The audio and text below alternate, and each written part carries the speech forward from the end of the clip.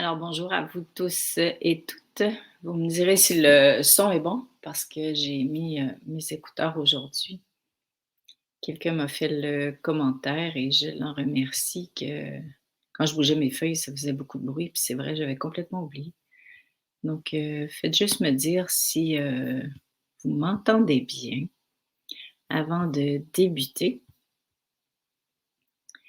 Alors aujourd'hui, on va parler, d'un sujet qui peut paraître, pas très réjouissant, le deuil. Et en effet, c'est un sujet qu'on voudrait, éviter d'aborder. Mais c'est super important de le faire, surtout à l'approche des fêtes, parce que, la déchirure du deuil est souvent, exacerbée, plus présente à l'approche de Noël où tout le monde se retrouve en famille. Où on peut se sentir, oublié, négligé, pas compris, et cetera, et cetera. Alors aujourd'hui, je vais aborder la thématique sous un angle qui va dans le sens de la page Facebook sur laquelle je vous ai invité et que je suis, super contente de vous retrouver. Cette page-là s'appelle «Cœur bienveillant». Alors ce qu'on va faire ensemble, c'est qu'on va aborder le deuil, pour soi, pour l'autre, dans cette perspective-là. Je m'explique. Bienveillance, pour moi, ça veut dire faire du bien en veillant sur sa présence, vraiment. En veillant sur sa présence, ça veut dire en veillant à ce que notre conscience de ce qui est, de ce que nous sommes de plus que la souffrance, de l'amour qui nous habite tous et toutes. C'est ça qui accompagne et c'est ça qui nous permet de voir et de vivre le deuil autrement. Alors, j'aime bien cette analogie avec le mot bienveillance. Donc, je le répète, la bienveillance pour moi, ça veut dire faire du bien ou se faire du bien en mettant pas de côté la présence et aussi, évidemment, la qualité de notre présence. Donc, pourquoi le deuil? C'est un sujet qu'on voudrait éviter. C'est un sujet qui n'est pas populaire. Et qu'est-ce qui fait qu'on ne se renseigne pas sur le deuil avant d'arriver là? Ben, il y a plein de raisons. La raison principale, c'est qu'on vit, puis souvent, on choisit de vivre dans l'ignorance. Autrement dit, on ne veut pas savoir qu'on va mourir. On garde ça pour plus tard. On peut se dire aussi que ça ne nous concerne pas trop. Et pourtant, ben, ça nous concerne tous et toutes parce que la seule chose qu'on sait, c'est qu'un jour on va mourir puis qu'on va payer des impôts. Et en plus qu'on ne connaît pas notre date d'expiration. Alors que de s'informer par rapport au deuil, ça ne fait pas souffrir plus, bien au contraire. Ça nous instruit, ça nous rend plus conscients de ce que c'est et ça nous aide à se préparer. Beaucoup de gens pensent que se préparer, on va se sentir plus déprimé, et cetera, et cetera. J'écoutais une conférence il y a déjà plus de 25 ans de Sohel Rinpoché qui était venu à Montréal pour un congrès et il disait: «La seule chose que vous savez, c'est que vous allez mourir, puis la dernière chose que vous faites, c'est vous préparer à mourir». Donc demain, on parlera du deuil, de la fin de vie ensemble, mais aujourd'hui, on va rester dans le deuil. De toute façon, c'est hyper relié l'un et l'autre, on ne peut pas les séparer. Alors, je répète, c'est un sujet qui n'est pas populaire, qu'on repousse de soi. On veut l'éviter par ignorance. On veut aussi tenter de se protéger de cette réalité-là qu'on va vivre, qu'on va rencontrer, traverser. Et comment on fait pour s'en protéger? Bien, souvent, on fait semblant que c'est pas là. Et on se dit que, ben, peut-être que non. On peut aussi se fermer à ce sujet-là. C'est-à-dire, je veux rien savoir de ça, parce que je suis pas concernée personnellement. Et qu'est-ce qui se passe? C'est que quand je suis concernée personnellement, je suis dans cet, état plus souffrant au niveau de mon cœur et je dois à la fois revisiter le deuil, c'est-à-dire revoir comment ça marche pour m'informer plus de quoi faire, comment faire, quand le faire, comment être, parce que je ne l'ai pas fait avant et en plus, je me retrouve comme personne endeuillée au cœur de la souffrance.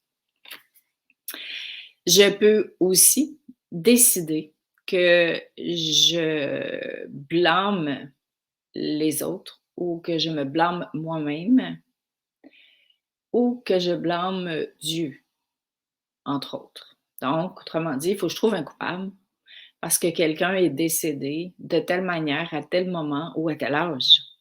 Ça, c'est super fréquent dans notre société. C'est pas juste de mourir à tel âge. Et pourtant, ben, la mort, ça fait partie de la vie et c'est inscrit dans notre plan de vie. Donc, du point de vue de la conscience, justement, de la présence, si vous préférez, ou de l'âme, il n'y a pas d'injustice par rapport au deuil. Il y a une réalité. Alors, tout ça fait que c'est pas populaire. Et je le répète, à l'approche des fêtes, beaucoup de personnes endeuillées trouvent ça difficile. Donc, je vais aborder aujourd'hui ce live-là, si on peut appeler ça comme ça, du point de vue de la personne endeuillée et du point de vue du proche et ou de la personne qui tend la main. Donc, du point de vue de la personne endeuillée, ce que j'ai vécu et ce que les personnes que j'ai accompagnées en très grand nombre m'ont partagé, qui ont trouvé de plus difficile, on va y aller comme ça, c'est la déchirure. J'en ai parlé la semaine passée.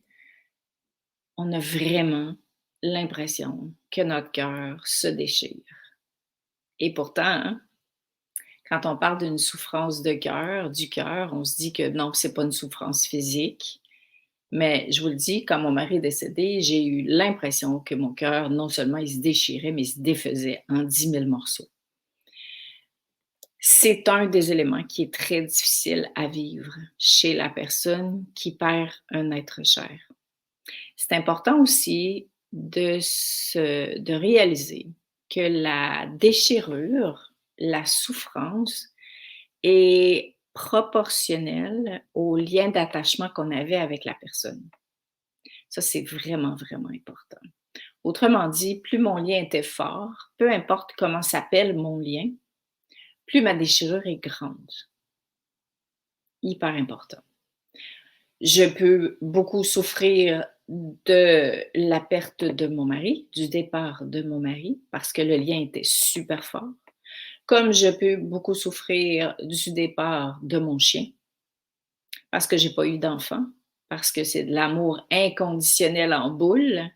Si vous en avez déjà eu, vous savez ce dont je parle. Et je peux aussi voir quitter cette terre mon mari, comme ma grand-maman, et pas souffrir du tout, mais vraiment pas du tout. La semaine après, elle s'inscrivait dans un voyage d'autobus autour du Québec parce que ça faisait plein d'années que leur relation était complétée. Et pour pas dire, ben, qui lui tapait sur les nerfs, quoi. Alors pour elle, ben, son départ, c'est une libération et non une source de souffrance. Il faut aussi, par rapport au deuil des gens, éviter les comparaisons, justement pour ce que je viens de mentionner. Donc, ce qui est difficile de la part de la personne endeuillée, en partie, la déchirure, bien évidemment, la souffrance que ça crée, la douleur de la séparation physique. Ce que les gens trouvent le plus dur, c'est le fait de ne plus vivre cette complicité-là, de ne plus pouvoir échanger avec cette personne-là. Donc, la séparation des physiques, quoi, de l'humain. Et ça, c'est une des grandes sources de souffrance. La perte de repères, parce que ma vie n'est plus la même et parce que je ne sais pas ce qu'elle va devenir. Le fait de me sentir incompris, incomprise comme personne endeuillée. Ça, j'ai remarqué que ça créait beaucoup d'inconfort, pour pas dire beaucoup de souffrance. les gens ne me comprennent pas, ou les gens pensent qu'ils ont compris mes besoins, ou les gens parlent à ma place pour me dire ce dont j'ai besoin. Toujours pour bien faire, de manière en tout cas générale, mais c'est pas évident parce que tant que tu l'as pas vécu, tu sais pas ce que c'est. Et même si tu l'as vécu, tu le vivras jamais de la même manière que moi. Parce que tu as pas le même passé, les mêmes références, les mêmes liens d'attachement, les mêmes croyances, la même spiritualité. Alors, il y a pas une personne qui traverse exactement le deuil de la même manière. Alors, me sentir incompris, me sentir évité.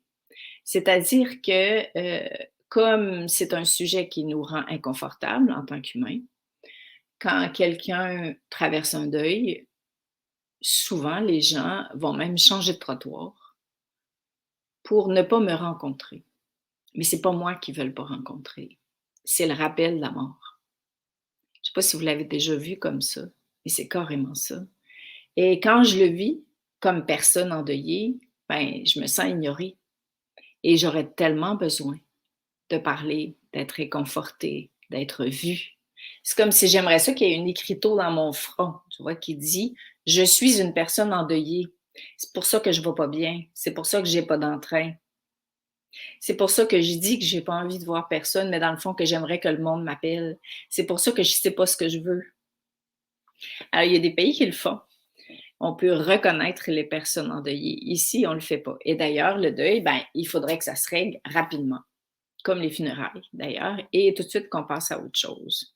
Alors, ça réveille beaucoup, beaucoup, beaucoup de choses. Certaines personnes vont nous bousculer en tant que personnes endeuillées. C'est-à-dire, ben là, il faudrait que tu ailles mieux. Ce serait une bonne idée que tu te reprennes en main. Non, mais il faut que tu sortes, là. Tu as été là assez longtemps chez toi. Donc, tu te sens bousculé dans ton processus. Tu es en train de te faire dire quoi faire. Puis, tu n'es pas rendu là. Alors, ça crée de l'inconfort de part et d'autre. Ça crée de la résistance. J'ai parlé d'injustice tout à l'heure. La mort, le deuil, égale pour la majorité des gens quelque chose de pas juste. Ah oui, parce que la manière dont ça se passe, le moment où ça se passe, ça aurait toujours pu être autrement parce qu'on ne veut jamais que ça arrive. Je me rappelle de quand j'étais avec mon mari à la maison de soins palliatifs. Il était quand même jeune quand il est décédé, là, il avait 45 ans et moi 42. Et j'étais appuyée dans le cadre de porte de ma chambre, puis il y avait une dame qui était elle-même appuyée dans le cadre de porte de la chambre d'en face, qui avait à peu près 75 ans. Et je me souviens très bien que je lui ai demandé: «Est-ce que c'est plus facile quand on est plus vieux?» Ce qu'il y avait derrière ma question, c'était: «Ben, quand tu as passé plus de temps avec l'homme que tu aimes, est-ce que c'est plus facile?» Puis elle m'a répondu: «C'est jamais facile de voir l'être qu'on aime quitter cette terre». Puis je me suis dit: «Ouais, c'est vrai dans le fond». Alors ça crée tout le temps une déchirure qui est différente pour chacun. Et il y a un élément aussi qui est important, c'est plusieurs personnes endeuillées voudraient mourir à leur souffrance. Je me rappelle quand je donnais des conférences dans les salons funéraires à des groupes de personnes quand même assez, importants et que je parlais de ça. Le fait que tu veux mourir à ta souffrance, mais tu veux pas vraiment te suicider, mais tu y penses parce que c'est ta seule porte de sortie. Parce que tu vois pas d'autre manière d'aller mieux que de fuir cette terre puis de retrouver la personne que tu aimes. Mais les gens à qui tu en parlerais s'inquiéteraient parce qu'ils pensent que tu voudrais vraiment mettre fin à tes jours. Peut-être que c'est le cas pour certaines personnes. Et quand j'abordais ce sujet-là, je voyais plein de têtes faire ça, où je voyais les personnes endeuillées qui étaient venues avec leurs amis qui se donnaient des coups de coude en voulant dire: «Hein, hein, tu vois, elle en parle». Donc, qu'est-ce que ça fait? C'est que ça normalise. Et comme on ne veut pas parler du deuil, puis qu'on ne s'informe pas sur le deuil avant d'être concerné, même des fois quand on est concerné, quand on normalise ce sujet-là, quand on explique, qu'on met de l'avant que c'est normal de se sentir comme ça, que c'est normal de vivre ça, que c'est normal de ne pas avoir envie de se lever le matin, que c'est normal d'avoir des idées noires, que c'est normal d'en vouloir à quelqu'un qui se promène avec un bébé quand toi, tu as perdu le tien. Et bien là, ça fait comme: «Ah, je suis humaine. Je ne suis pas ce qui se vit à l'intérieur de moi». Et en fait, le deuil, c'est malheureusement devenu une spécialité et ça devrait pas être une spécialité parce que c'est naturel comme naître. Mais comme on veut pas en entendre parler, ben, on connaît pas ça. On sait pas quoi dire, on sait pas comment être, on sait pas quoi faire, on se sent souvent impuissant et quand on le vit, ben, on se sent anormal. On a l'impression qu'on n'ira jamais mieux. C'est pour ça que quand les gens nous disent: «Ben oui, ça va aller mieux», mais toi, tu le vois pas que ça va aller mieux. Tu t'imagines que jamais de ta vie, tu vas aller mieux. Parce que c'est pas possible de te projeter dans un futur où tu vas te sentir mieux. Alors ça, c'est les grandes lignes du point de vue de la personne qui est endeuillée. Maintenant, du point de vue de la bienveillance, comment je suis bienveillante? Comment je me fais du bien pour moi quand je suis une personne endeuillée? Alors, en se souvenant d'abord et avant tout que le deuil, c'est un passage. Hein? Tu sais, quand je vous disais l'autre jour que dans toute déchirure, en fait, toute déchirure est une ouverture. C'est difficile à entendre. C'est pour ça que c'est important de l'entendre du point de vue de la conscience, pas uniquement du point de vue de mon humain qui va pas bien. Alors, si je me replace encore une fois sur mon nuage avec les petites pattes qui branlent et que je me regarde vivre mon deuil, je me souviens, je choisis de me souvenir que le deuil, que le décès d'un être cher, c'est un passage. C'est un passage d'une forme humaine à ma forme éternelle. Autrement dit, je suis appelée à choisir de croire qu'il y a une part de moi qui meurt jamais. Est-ce que j'ai la preuve? Bien, aujourd'hui, oui, parce qu'il y a beaucoup de gens qui sont décédés, qui sont revenus pour nous en parler. Donc, on ne peut pas le croire. Et souvent des grands scientifiques, comme des neurologues, comme entre autres Anita Morgiani, qui est vraiment, si vous voulez aller voir, elle écrit des livres absolument fabuleux et elle nous raconte ce qu'elle a vécu et effectivement qu'il y a une part de nous qui est totalement éternelle, donc qui ne meurt pas. Alors ça m'aide en tant que personne endeuillée à traverser ce passage-là en conscience, de me souvenir que la personne qui est décédée est encore là, mais elle est là d'une autre manière et je ne la vois pas, je ne peux plus lui parler comme avant, je ne peux plus la toucher, mais elle est encore là. Si vous avez déjà écouté mes lives précédemment, c'est exactement ce que mon mari me disait. Quand je serai partie, décédée, je serai toujours dans ton bateau. Tandis que je suis vivant, pardon, je ne peux pas être dans ton bateau parce qu'on est séparés par deux corps physiques. Alors, c'est des choses qui font du bien à se rappeler quand on est une personne endeuillée. Autrement dit, ben, il n'y a pas de séparation. Et pour me rapprocher de la personne décédée, ce qui est exigeant, puis en même temps rassurant, c'est que j'emprunte cette déchirure-là qui devient une ouverture. Regardez bien, la déchirure est dans mon cœur. Si je la visualise comme, oui, une déchirure, mais une ouverture, ça me mène où? Ça me mène dans l'espace où se trouve la personne décédée. C'est-à-dire, on va dire dans l'univers. OK? Elle est encore là, mais elle n'a plus de forme. En choisissant d'entrer dans cette déchirure-là et de marcher un pas à la fois dans ce passage que j'ai nommé obligé, parce que je n'ai pas le goût de vivre ça, qu'est-ce qui va arriver? C'est que je vais me rapprocher de plus en plus de l'espace où se trouve la personne décédée. Et en quoi ce que je viens de dire est véridique? Ben parce que le monde qui le font le sentent. Et c'est ça qui fait qu'un jour, on ne souffre pas. C'est dur à entendre ça. Mais on ne souffre plus de la séparation parce qu'on s'est réunifié dans le cœur. On s'est réunifié par le seul endroit où on ne sera plus jamais séparés. Et quand on touche à ça, ce qui est quand même un passage qui est important, on sent la présence de l'autre et on sait intuitivement, cellulairement, que si tout ce que j'ai vécu avec cet être-là, tous les souvenirs que j'ai, ils sont éternels dans mes cellules à moi. Donc, ils ne meurent jamais. Parce qu'oubliez pas que l'être humain, dans sa dimension physique, meurt. Mais les souvenirs d'amour ne meurent jamais. Et les liens d'amour ne meurent jamais, ils sont éternels. Donc, il me revient à moi, si je veux être bienveillante par rapport à moi-même, de me rapprocher de cet espace-là. Mais pourquoi on aurait beaucoup de bienveillance pour soi quand on traverse ça? Mais parce que c'est pas évident. Puis parce que notre ego, il voudrait nous dire plein de choses, sauf ça.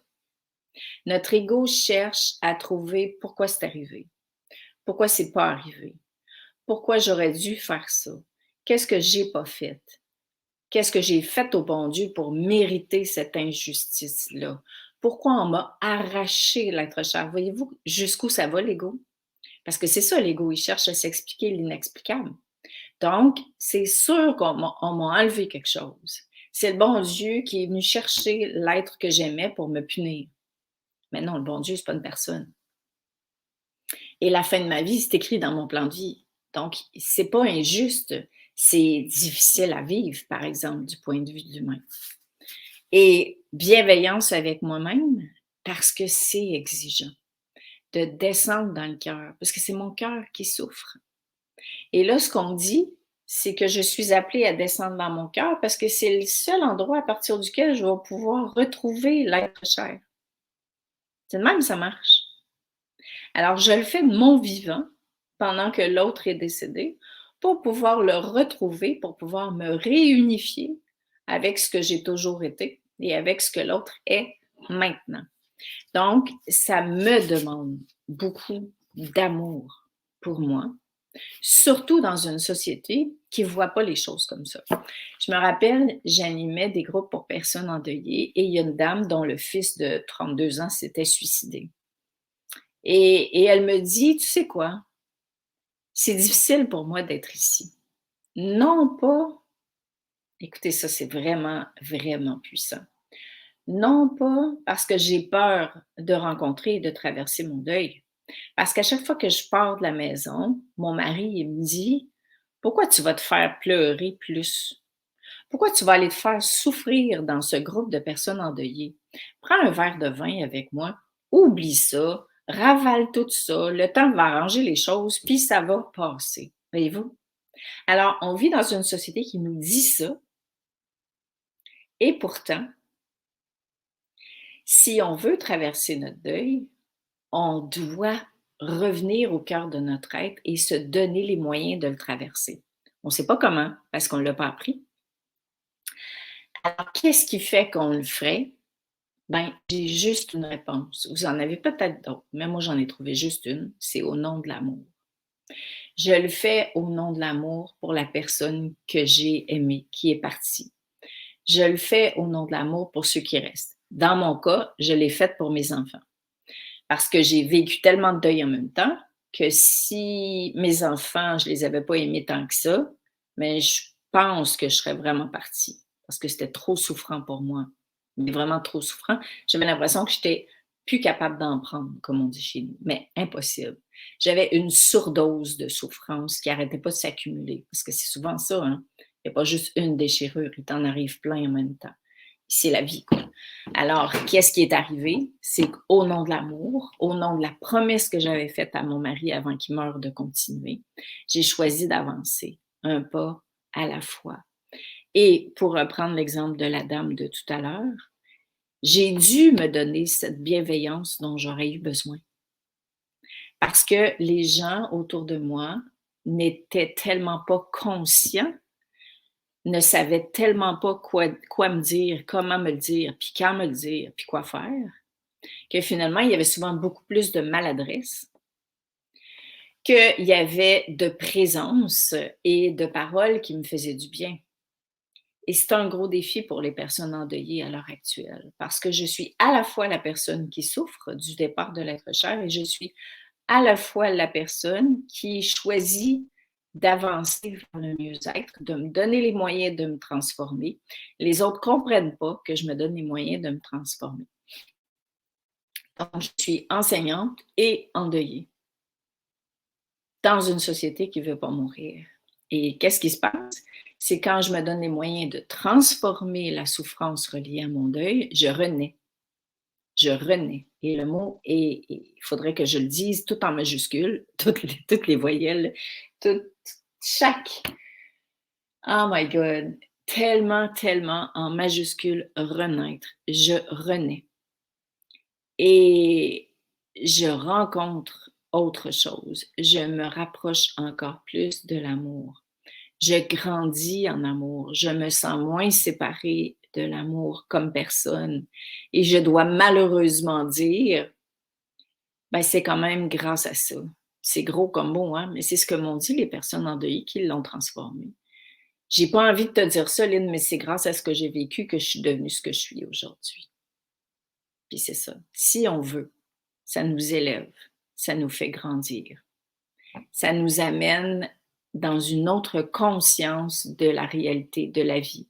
Ça fait que je vois la vie comme étant plus précieuse qu'avant, que je perds pas de temps, que je remets l'essentiel à l'ordre du jour. Alors, c'est quand même un sacré défi d'être une personne endeuillée dans une société qui ne veut pas mourir, carrément. Maintenant, on va essayer de trouver ma page, puisque j'ai pris, contrairement d'habitude, j'ai pris plein de notes parce que je ne veux rien oublier. Il me semblait que j'avais bien des affaires à vous raconter. Veiller sur moi, j'en parle un peu hein, en tant que personne endeuillée. Ça veut dire quoi? Hein, je reviens encore avec le mot bienveillance. Hein, me faire du bien en veillant sur moi, sur ma présence. Qui veille sur moi? Malheureusement, c'est souvent moi. C'est aussi des personnes qui ont appris à accompagner à partir du cœur, dans cette conscience de tout ce qui est. Ces personnes-là que je forme depuis 15 ans, entre autres, qui nous voient comme étant plus que notre souffrance. Quand tu es une personne endeuillée, tu n'as pas vraiment envie que le monde te dise ah, c'est vraiment pas drôle ce qui t'arrive. Hein? Je voudrais pas être à ta place, mais tu le sais que c'est pas drôle, tu le vis. Alors, être accompagné par des gens qui me perçoivent, pas qui diminuent ma souffrance, mais qui me perçoivent comme étant plus que ma souffrance, qui savent que je suis plus que ça, qui ont confiance dans mon potentiel de mieux-être et de renaissance. Qui veille sur moi, c'est aussi l'univers. Je suis accompagnée par plus grand que moi. Mais si je nourris la croyance que c'est Dieu qui m'a arraché l'être cher, je ne peux pas me faire accompagner par l'univers. C'est pas possible. Donc, j'ai une croyance à changer. Ça fait partie, entre autres, de l'accompagnement. Et ce sont aussi mes proches qui m'accompagnent. Donc, raison de plus qu'avant que ça arrive, c'est important de s'informer pour nous et pour l'autre, pour être une présence qui est justement bienveillante. Veiller sur soi-même, ça veut dire s'accueillir là où on est, avec ce qui est maintenant. Un matin, je me sens découragée, j'accueille mon découragement et je l'exprime. Un matin, je me sens mieux. Et ça, écoutez, c'est vraiment important de savoir ça. Il y a beaucoup de personnes endeuillées qui se sentent coupables d'être heureuses parce que tu n'es pas supposé. Tu n'es pas supposé de te sentir joyeux quand un être cher est décédé. Aïe, aïe, ça vient d'où cette croyance-là? Alors, tu as honte d'être heureux. Ou bien, tu vas te montrer comme étant forte, comme personne, puis dans le fond, quand tu te couches le soir, tu voudrais juste mourir. Alors, il y a toutes sortes de mécanismes pour compenser, pour essayer de faire au mieux avec la mort, avec le deuil. Et ça, on ne peut pas juger ça, on ne peut pas comparer et c'est à nous en tant que personne. C'est pour ça que c'est pas évident de s'offrir cette qualité de présence, de s'offrir ce regard inconditionnel, de ne pas se juger, de s'accueillir, de se souvenir qu'on est plus que ce qu'on vit. Parce qu'on ne peut pas se projeter dans un futur fini, on ne le sait pas. Je me souviens, une semaine après que mon mari est décédé, j'allais conduire mon fils qui allait faire un périple d'été là, avec les scouts. Et le monsieur qui accompagnait Gabriel, je l'ai informé que Gabriel risquait peut-être de ne pas aller bien. Et il m'a dit, ben madame, vous en avez pour 1 an à souffrir. Tu vois, c'est des paroles qui ne sont pas malveillantes, mais qui sont maladroites. Parce que quand je suis revenue à la maison toute seule, je me suis dit, je ne pourrais jamais supporter d'être comme ça pendant 1 an de temps. Qu'est-ce que je vais faire? Ah, je vais y arriver comment? 1 an, j'ai de la misère à passer à travers ma journée. Alors, je vous en parle parce que c'est important de mesurer les paroles, nos paroles, qui sont jamais méchantes, mais qui sont maladroites parce qu'on n'est pas conscient de la portée de nos paroles. C'est pour ça qu'il faut s'informer, qu'il faut s'éduquer par rapport au deuil. Et c'est pour ça que ça a fini par devenir une spécialité, parce que justement, ben, on ne lira pas un livre de chevet sur le deuil. À moins que. Donc, s'outiller, s'informer et mon Dieu, encore une fois, au nom de l'amour, qu'on ferait tout ça. Et parce qu'on est tous et toutes concernés. Il faudrait arrêter de se faire croire qu'on n'est pas concerné par le deuil. On est toutes concernées.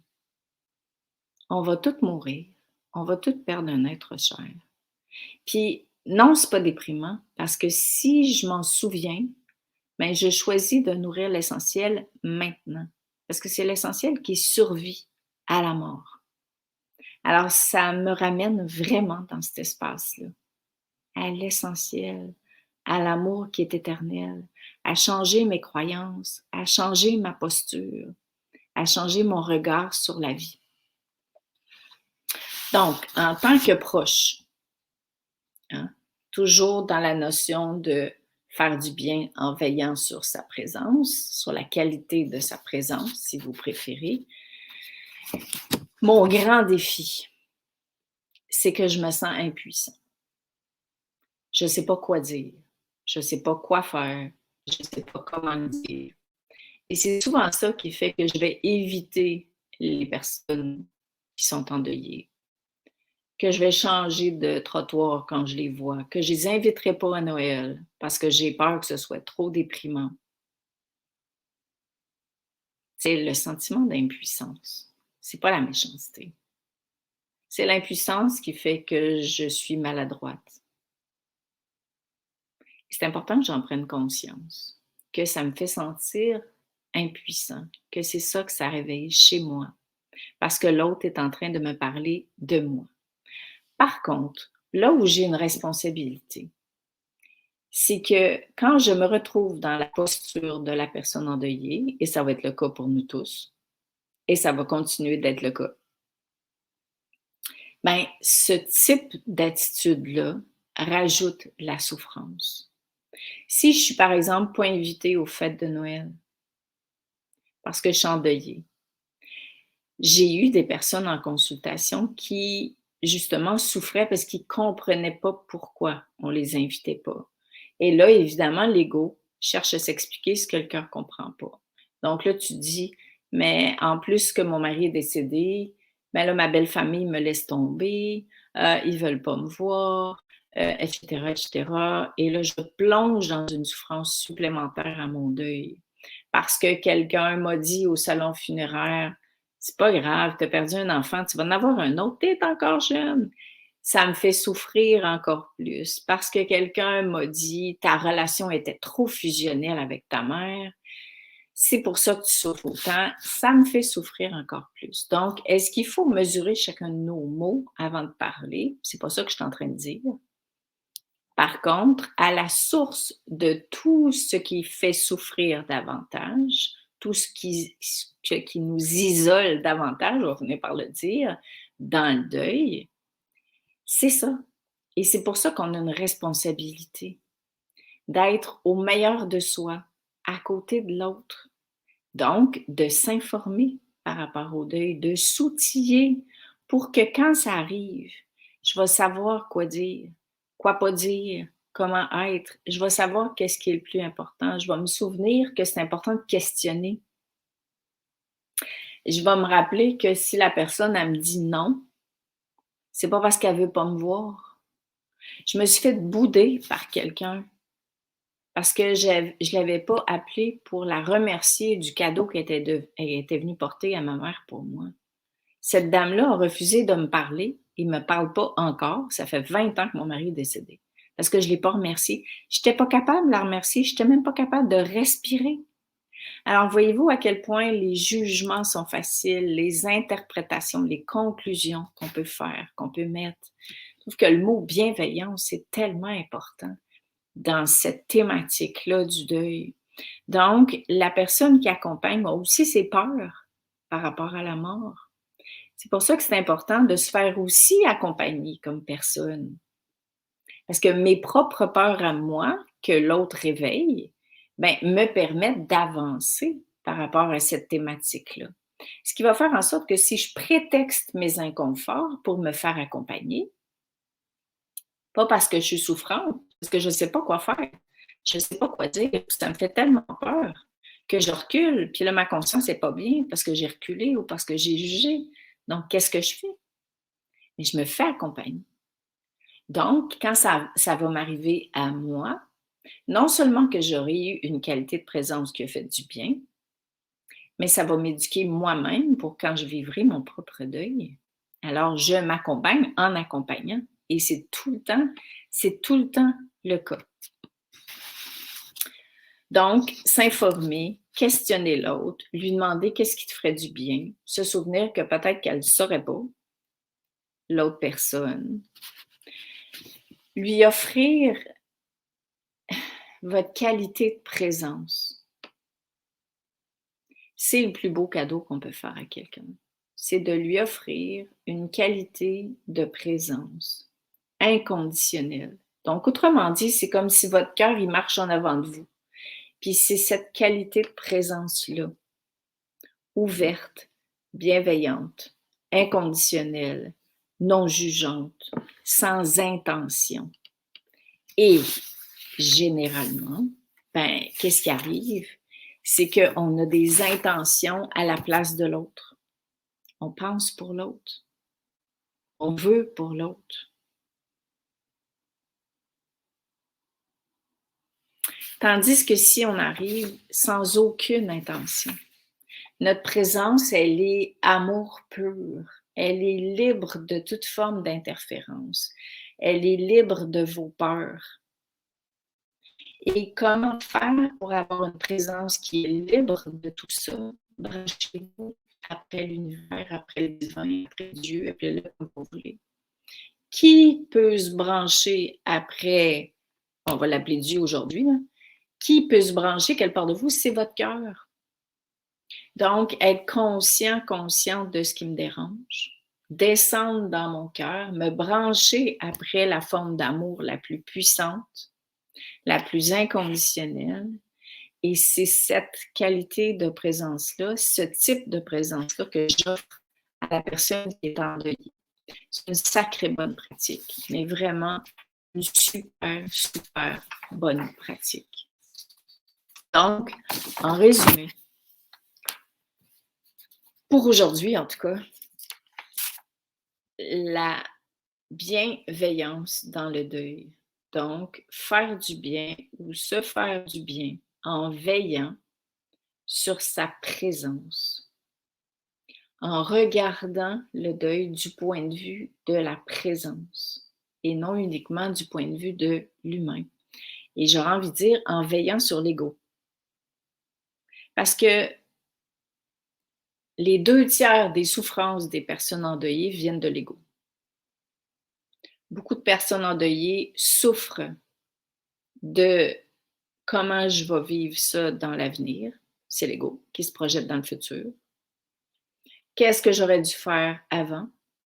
Pourquoi, toutes les pourquoi dont j'ai parlé l'autre jour. Pourquoi ça m'arrive? Pourquoi à ce moment-ci? Pourquoi comme ça? Pourquoi moi?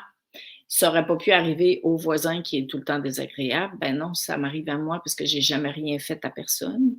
Pourquoi ma grand-mère qui est si bonne, tandis que l'autre monsieur qui a fait du mal toute sa vie, il a 92 ans puis il vit encore, voyez-vous? C'est toutes des sources de souffrance.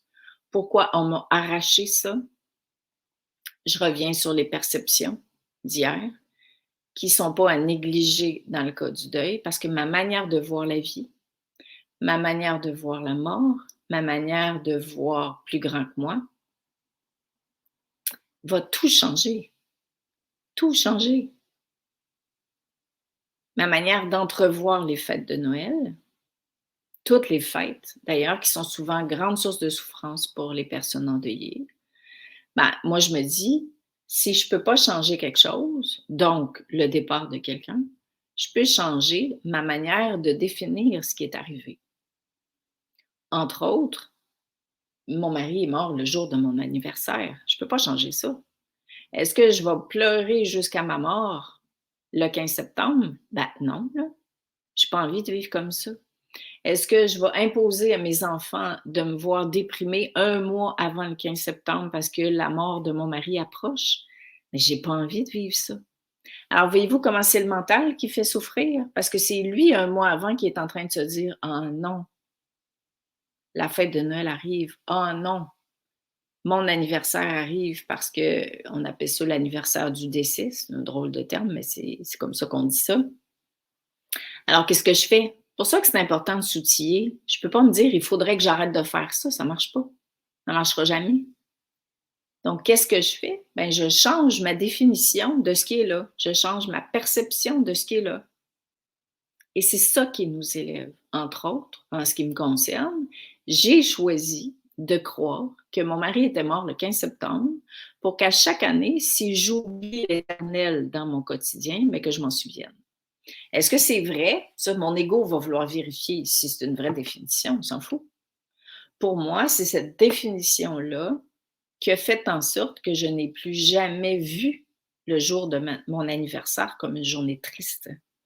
J'ai vu le jour de mon anniversaire comme un rappel qu'il n'y a pas de séparation entre le visible et l'invisible, puis que quand je l'oublie, parce qu'en tant qu'humain, on l'oublie souvent, bien là que je m'en rappellerai au nom de l'amour que j'ai encore pour lui et que j'avais beaucoup pour lui parce que c'était mon âme sœur. Alors, ce sont toutes sortes de pistes que vous retrouvez à la fois dans les essentiels dont je vous ai parlé hier. Alors, si vous n'avez pas... Attends un peu, j'étais en train de chercher j'étais en train de chercher l'espace dans le chat pour pouvoir vous les partager. On dirait que je ne peux pas. C'est bizarre, ça. Il aurait peut-être fallu que je les mette avant. Bon, bref, je vous le mettrai après, le lien pour vous procurer les essentiels sur le deuil. Donc, là-dedans, vous allez trouver exactement ça. Quoi dire? Quoi pas dire? Quoi faire? Quoi proposer? Si vous êtes un aidant proche, si vous êtes une personne endeuillée aussi, quoi faire pour vous?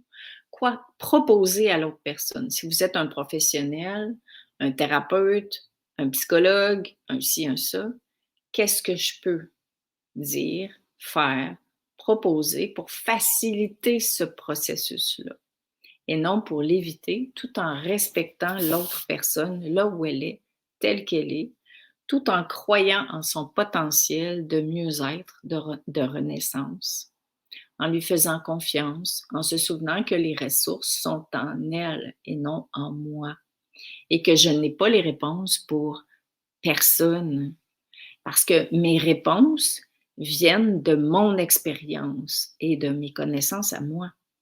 Est-ce que c'est nécessairement l'expérience de l'autre? Je vais vous donner un exemple, encore une fois. Il y a une dame qui vient me voir parce qu'elle s'est fait dire par sa voisine qu'elle devait se débarrasser de tous les vêtements de son mari dans la semaine qui suivait son décès. Voyez-vous, ça, c'est des maladresses. c'est des maladresses. Quand tu le dis, toi, tu es sûr que tu as raison. Mais cette dame-là est obligée de consulter parce qu'elle s'était fait dire ça. Parce que pour elle, c'était pas ça. C'était pas ça. Donc, c'est important de référer, d'écouter, de s'informer, de s'outiller pour justement éviter des souffrances supplémentaires et pour que notre présence, elle soit rassurante, elle soit bienveillante. Donc, dans cette mini-formation-là que j'ai appelée les essentiels pour accompagner le deuil, vous avez aussi 3 conférences que j'ai données sur le deuil, dont une pour le temps des fêtes, donc qui est vraiment très importante. Vous avez 3 visualisations pour faciliter le mieux-être, donc pour que les gens soient autonomes. C'est-à-dire que si tu te réveilles à 2 heures du matin et que tu ne vas pas bien, tu as un outil pour faire quelque chose. Tu n'attends pas un rendez-vous avec le thérapeute, ni que ta belle-sœur soit disponible pour aller manger avec toi. C'est très important d'outiller les gens pour que justement ce sentiment d'impuissance pour l'aidant et pour la personne endeuillée puisse être pallié par un outil qui est concret, qui est accessible aujourd'hui, maintenant. Je l'ai expliqué hier, ces 3 visualisations-là sont hyper puissantes, entre autres parce qu'elles ont été canalisées pour faciliter la transformation de la souffrance et aussi parce qu'il y a des musiques qui ont été créées et que cette vibration-là guérit. C'est qui guérit? C'est l'amour. Et le gros défi, c'est de faire de la place à l'intérieur de soi pour que l'amour puisse agir. C'est l'amour qui apaise notre cœur, qui l'enveloppe, qui transforme la souffrance. C'est pas mon intention rationnelle, puis c'est pas les paroles d'une autre personne. C'est l'énergie d'amour. Et dans ce cas-ci, ben, c'est au nom de l'amour que je vais le faire. C'est dans cette vibration que se retrouve la personne décédée. Et c'est ce même amour-là qui va transformer ma souffrance. Très important à se souvenir de ça. Et comment ça se passe, tout ce processus-là? Ben, je vous en parle dans les essentiels sur les bouleversements intérieurs. C'est quoi le désert? De quoi il est fait? Qu'est-ce qu'on peut faire à chaque jour? Donc, ces 2 essentiels-là sont très complémentaires. Il y a aussi mon bouquin, pour ceux et celles qui ne le connaissent pas, qui s'appelle Traverser son deuil. Alors, ce sont les étapes qu'ont rencontré et traversé les milliers de personnes que j'ai accompagnées pour aller mieux. Donc, dans ce bouquin-là, vous allez trouver plein d'exemples, plein d'outils, plein de rappels, d'éclairages qui vont à la fois aider la personne endeuillée et qui aussi sont très aidants pour les personnes qui sont autour de la personne endeuillée, que ce soit personnellement ou professionnellement. On m'a dit qu'il arrivait que mes livres soient difficiles à trouver en librairie. Il y a un endroit où ils sont toujours disponibles, c'est sur Amazon, donc vous pouvez aller là pour vous le procurer. Donc voilà, alors je vous mettrai le lien à la fois pour le bouquin et à la fois pour les essentiels. Je vous remercie d'être là. Les personnes endeuillées ont besoin d'être entourées de personnes bienveillantes, de personnes conscientes qu'elles sont plus que ce qu'elles vivent. C'est un cadeau énorme à leur offrir pour soutenir leur passage. Et si vous êtes une personne endeuillée et que vous êtes là aujourd'hui, merci d'être là. Je conclurai en vous donnant un dernier exemple. Je pourrais vous en donner toute la nuit, j'en ai plein. C'est à ça que ça sert de vieillir. J'animais encore une fois une rencontre pour personnes endeuillées dans un salon funéraire. Et il y avait, je ne sais pas, une cinquantaine de personnes qui étaient présentes. Et quand j'ai eu fini ma rencontre, il y en a plusieurs qui sont venus me voir. Puis ils m'ont dit, Céline, vous allez rire ou pas, on se rappelle de rien de tout ce que tu nous as dit. Par contre, avec tout ce que tu as vécu et ce que tu as transformé et avec la lumière qu'il y a dans tes yeux, on repart en se disant que c'est possible d'aller mieux pour vrai. Parce que ça, tu ne peux pas la cacher. Et je me suis dit, wow, c'est ça. Quand on transforme son deuil avec courage, avec humilité, avec foi, avec bienveillance, on renaît de l'intérieur et on devient la preuve vivante que c'est possible d'aller mieux. Donc, si vous êtes une personne endeuillée, oui, c'est possible de transformer la souffrance de notre cœur. Est-ce que ça veut dire qu'on oublie l'être cher? Mais non, c'est pas du tout ça. Ça veut dire que cette déchirure-là nous a permis de grandir, d'avancer et de se rapprocher de l'éternel, de l'amour en vérité et de l'espace d'où on s'en va d'ailleurs, hein, nous aussi. Alors, merci beaucoup d'avoir été là. Je vous embrasse très fort, je vous serre dans mes bras, puis je vous retrouve demain. Et là, j'aborderai la thématique de la fin de vie. Salut!